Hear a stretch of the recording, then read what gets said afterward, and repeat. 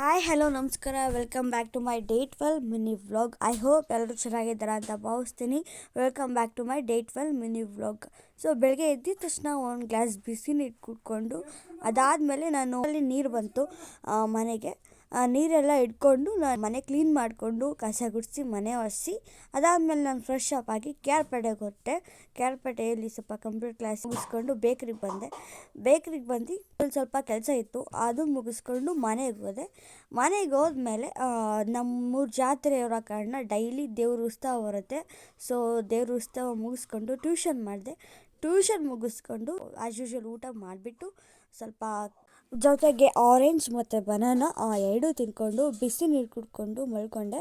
ಸ್ವಲ್ಪ ಎಡಿಟಿಂಗ್ದು ಸ್ಟ್ರೆಸ್ ಇರೋ ಕಾರಣ ಸ್ವಲ್ಪ ಲೇಟಾಗಿ ಅಪ್ಲೋಡ್ ಆಗ್ತಿದೆ, ಲೇಟಾಗಿ ಎಡಿಟಿಂಗ್ ಆಗ್ತಿದೆ. ಏನಾದರೂ ಮಿಸ್ಟೇಕ್ ಇದ್ದರೆ extreme sorry. So very good night.